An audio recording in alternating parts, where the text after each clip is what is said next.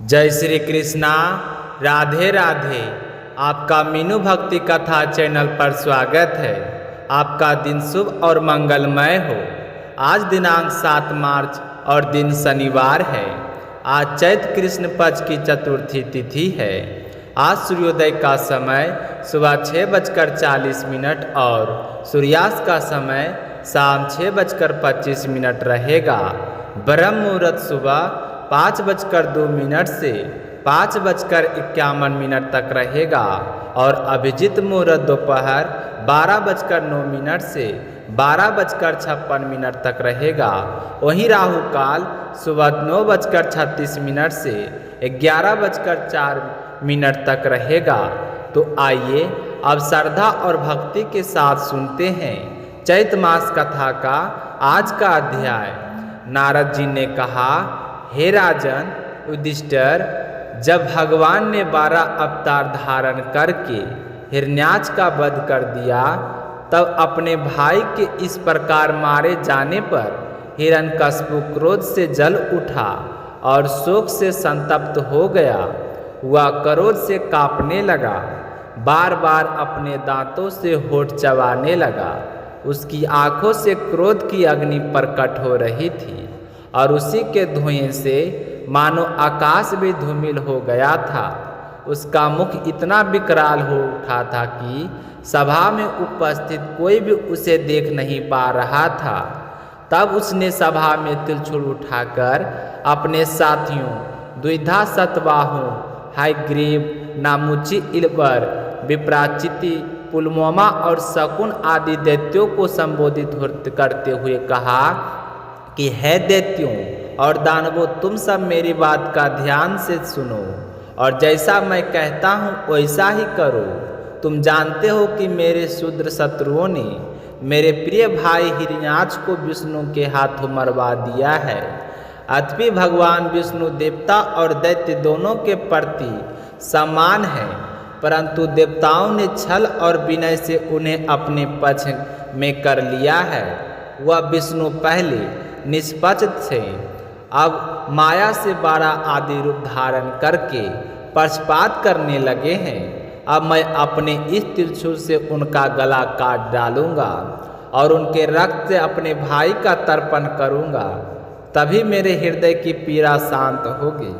इसके बाद हिरण्यकशिपु ने कहा, जब उस मायावी शत्रु का नाश हो जाएगा, तब जैसे पेड़ की जड़ काटने से उसकी डालियां सूख जाती है, वैसे ही सभी देवता भी अपने आप नष्ट हो जाएंगे, क्योंकि उनका जीवन ही विष्णु है। इसलिए तुम लोग तुरंत पृथ्वी पर जाओ और वहाँ ब्राह्मण और क्षत्रियों की संख्या बढ़ गई है। जहाँ कहीं यज्ञ तपस्या स्वाध्याय व्रत और दान हो रहे हो, उन्हें नष्ट कर दो। जहाँ ब्राह्मण गौ वेद धर्म और वर्णाश्रम की व्यवस्था हो, उन सभी स्थानों को उजाड़ दो। तो दैत्यों तो स्वभाव से ही दूसरों की कष्ट देकर सुखी होते हैं। इसलिए हिरण्यकशिपु की आज्ञा को स्वीकार करके वे पृथ्वी पर अत्याचार करने लगे।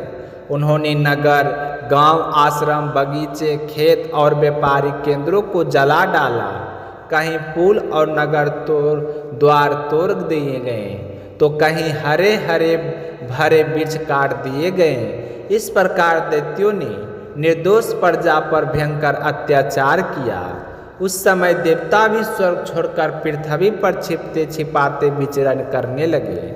इसके बाद हिरण्यकशिपु ने अपनी माता दिति पुत्रवधू और भतीजों की संतावना देते हुए कहा कि वीर पुरुष के लिए युद्ध भूमि में मृत्यु होना ही सबसे श्रेष्ठ माना जाता है। इसलिए तुम्हें हिरण्याक्ष के लिए शोक नहीं करना चाहिए। जैसे किसी प्याऊ पर लोग थोड़ी देर के लिए इकट्ठा होते हैं और फिर अपने अपने मार्ग पर चले जाते हैं, वैसे ही संसार में जीव अपने कर्मों के कारण मिलते और बिछड़ते रहते हैं। वास्तव में आत्मा नित्य अविनाशी और शुद्र है।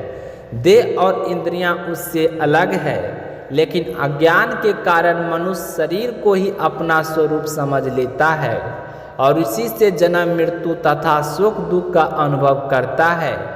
फिर हिरण्यकशिपु ने एक प्राचीन कथा सुनाई कि एक समय सुमगयज्ञ नाम का एक महान राजा युद्ध में मारा गया। उसकी रानियां और संबंधी उसके शरीर को घेरकर विलाप करने लगे। उसी समय यमराज बालक के रूप में वहां आए और उन्होंने समझाया कि जिसके लिए तुम रो रहे हो वह शरीर तो यहीं पड़ा है, और जो इसे चलाता था वह आत्मा कभी दिखाई नहीं देती थी। फिर उसके लिए इतना शोक क्यों? तो उन्होंने कहा, आत्मा ना जन्म लेती और ना मरती है। शरीर मिट्टी की तरह बनता है और समय आने पर नष्ट हो जाता है।